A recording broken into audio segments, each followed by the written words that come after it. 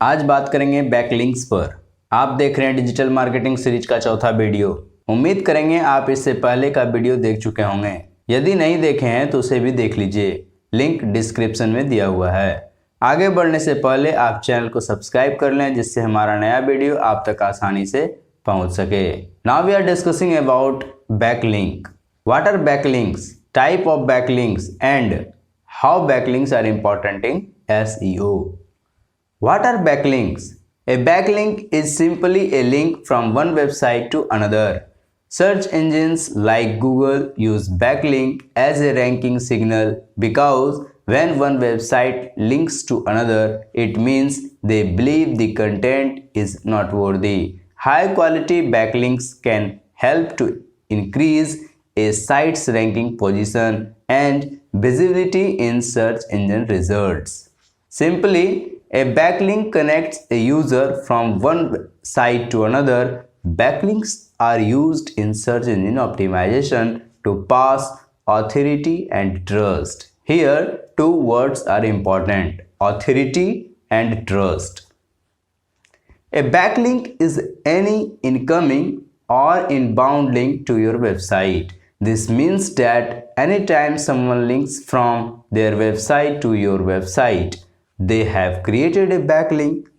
Backlinks are an important part of search engine optimization, which is why we create entire link building campaigns that are focused on increasing the number and quality of incoming backlinks to your website. Now we have to look some example of backlinks.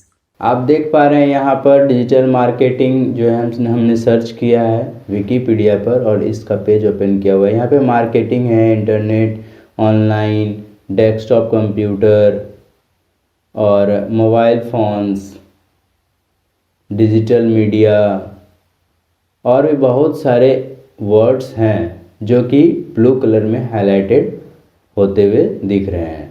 और यहाँ पर आपको दिखेगा कि हम जब digital market media पर अपने कर्सर को लेके गए तो यहाँ पे एक पॉपअप्स सामने आ गया और ये पॉपअप्स नहीं है, ये हॉवर इफेक्ट है जो कि हम CSS के थ्रू करते हैं। सर्च इंजन ऑप्टिमाइजेशन को जब क्लिक किए तो ये क्या हो गया, सर्च इंजन ऑप्टिमाइजेशन का एक पेज ओपन हो गया जो कि विकीपीडिया का ही पेज है।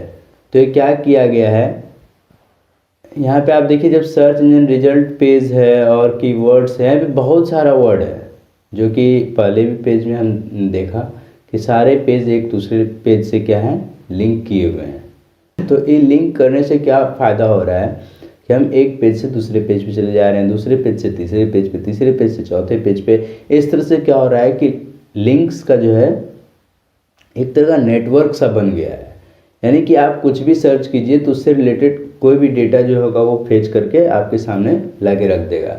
तो इससे क्या हो रहा है कि हमारा सर्च इंजन ऑप्टिमाइजेशन करने में हमको मदद मिल रहा है। यानी कि मदद कैसे मिल रहा है, तो इसका जो बैकलिंक्स है यह बहुत ज़्यादा क्रिएट हो गया है और इसी टाइप के लिंक्स को हम बैकलिंक्स कहते हैं।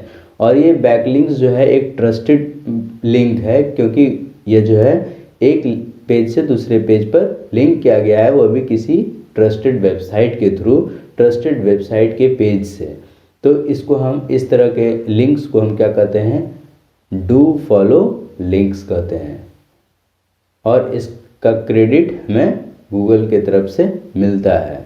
इससे क्या होता है कि सर्च इंजन ऑप्टिमाइजेशन में हमें मदद मिलता है और हमारा पेज रैंक अच्छे नंबर पे करता है, यानी कि बहुत पहले शो करने लगता है। तो पेज रैंक कराने के लिए हमको बैकलिंक्स का आवश्यकता पड़ता है। आपको बता दें बैकलिंक्स मुख्यतः दो प्रकार के होते हैं, do follow link and no follow link. What is the major difference between do follow and no follow? The major difference between a do follow link and a no follow link can be simply to understand the link do follow means that it is to follow, as for the link no follow, not to follow. A do follow link has the HTML code as the following: angular bracket a ref equal to double inverted comma URL dual inverted comma close and angular bracket close. Here we can write text or any pictures. After that, anchor tag close. No followed link has the HTML code as the following: angular bracket start a ref equal to dual inverted comma URL dual inverted comma close rel equal to dual inverted comma no follow dual inverted comma close angular bracket close text anchor tag close. Here rel is most important for no follow link. You can see it is the same code except the no follow link has rel no follow attribute added to it. Little more you have to know about ref and rel. Ref denotes hypertext reference. A ref is an attribute of the anchor tag which is also used to identify sections within a document. The ref contains two components: the URL, which is the actual link, and the clickable text that appears on the page, called the anchor text, relative and absolute link. And rel denotes the relation between the tag and the ref.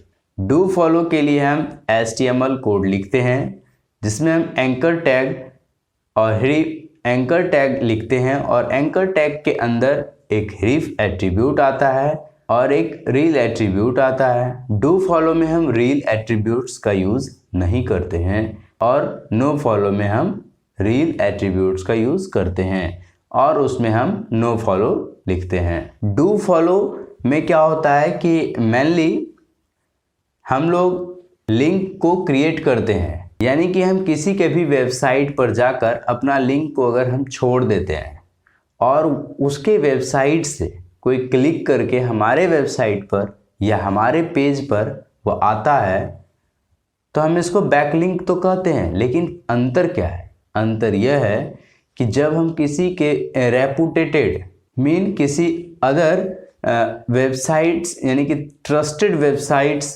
हो और हम वहाँ पर जब हमारा link होता है, यानी कि कोई अदर वेबसाइट्स ही अगर लिंक को यूज़ करता है हमारा पेज का या फिर ब्लॉग्स का या फिर कहीं का भी, या फिर जैसे कोई फॉर्म क्रिएट होता है वहाँ हमारा लिंक्स जो है डाल दिया जाता है, तो वह जो लिंक क्रिएट हुआ वह बैक लिंक जो है डू फॉलो लिंक के तहत आता है। इसमें क्या होता है कि वो एक ट्रस्टेड लिंक होता है। गूगल यह समझता है कि यह जो है एक ट्रस्टेड लिंक है, लेकिन कई दफ़ा क्या होता है कि आप जब लिंक्स को खुद किसी के कमेंट सेक्शन आदि में जा कर के जब आप वहाँ जाके पुट कर देते हैं और उस लिंक से भी आपका पेज का यानी आपके पेज का या फिर ब्लॉग्स का आपके वेबसाइट का लिंक तो वहाँ चला जाता है, लेकिन उसको क्रेडिट नहीं दिया जाता है। तो वो बैकलिंक्स जो है, लेकिन वो कैसा बैकलिंक्स है? वह नो फॉलो बैकलिंक्स है। और ये डू फॉलो और नो फॉलो बैकलिंक्स में अगर कहा जाए कि कौन ज़्यादा बेहतर है, तो डू फॉलो और बैकलिंक्स में डू फॉलो ज़्यादा बेहतर है नो फॉलो के कंपैरिजन में। तो क्या हमें नो फॉलो लिंक्स नहीं बनाना चाहिए? बिल्कुल नहीं। नो फॉलो लिंक और डू फॉलो लिंक दोनों बनाना चाहिए, क्योंकि दोनों के मदद से हमारे पेज पर ट्रैफिक बढ़ता है और इससे बैक लिंक्स का नेटवर्क बढ़ता है। और जब बैक लिंक्स का नेटवर्क बढ़ता है तो इससे ज़्यादा लोग हमारे पेज पर या फिर ब्लॉग्स पर या फिर जहाँ का हम लिंक दे रहे हैं उस लिंक से उस पेज तक पहुँच सकता है। कई दफ़ा नो फॉलो लिंक भी डू फॉलो लिंक की तरह काम करने लगता है और इसका सीधा सीधा उद्देश्य ये होता है कि हमारा जो है पेज हाई रैंक कैसे करें। तो हाई पेज रैंक करने के लिए हम क्या करते हैं? ज़्यादा से ज़्यादा बैक लिंक्स क्रिएट करते हैं। इससे क्या होता है कि हमारे पेज का जो लिंक होता है वह क्या होता है? एक नेटवर्क की तरह हो जाता है। यानी यह डू फॉलो लिंक सबसे बेस्ट एक तरीका यह भी है कि जब आप कोरा पे चले जाइए और कोरा पे जब आप अपना कंटेंट डालते हैं, वहाँ आंसर डालते हैं और आंसर आधा आंसर दे करके फिर आप जो है क्या कुछ एक लिंक क्रिएट कर देते हैं, आप अपने पेज का वहाँ पे लिंक लगा देते हैं और वो जो भी वहाँ यूज़र आता है आपके आंसर को पढ़ता है और उसको आधा आंसर मिलता है, तो वो क्या करता है, नीचे लिंक दिया हुआ रहता है, उस लिंक के थ्रू आपके पेज पे चला जाता है। तो वो क्या करता है, गूगल इसको जो है डू फॉलो लिंक्स के तहत रखता है, इसको एक ट्रस्ट प्रोवाइड हो जाता है कोरा के थ्रू। लेकिन जब आप किसी के कमेंट सेक्शन में जब आप अपना लिंक छोड़ देते हैं तो इसको जो है गूगल ट्रस्टेड लिंक नहीं मानता है। तो दोनों बनाना चाहिए, डू फॉलो भी और नो फॉलो लिंक्स भी क्रिएट करना चाहिए, दोनों को साथ यूज़ करना चाहिए, बेहतर होता है पेज रैंकिंग में। और हम पेज रैंकिंग जो है सर्च इंजन ऑप्टिमाइजेशन के लिए बेहतर है, तो सर्च इंजन ऑप्टिमाइजेशन में इसलिए बैक लिंक्स भी बहुत ही इम्पोर्टेंट रोल अदा करता है। वीडियो अच्छा लगा हो तो लाइक शेयर करना ना भूलें, कुछ राय देना हो या किसी अन्य टॉपिक पर वीडियो चाहते हैं तो कमेंट सेक्शन में ज़रूर कमेंट करें। आपका दिन शुभ हो, धन्यवाद।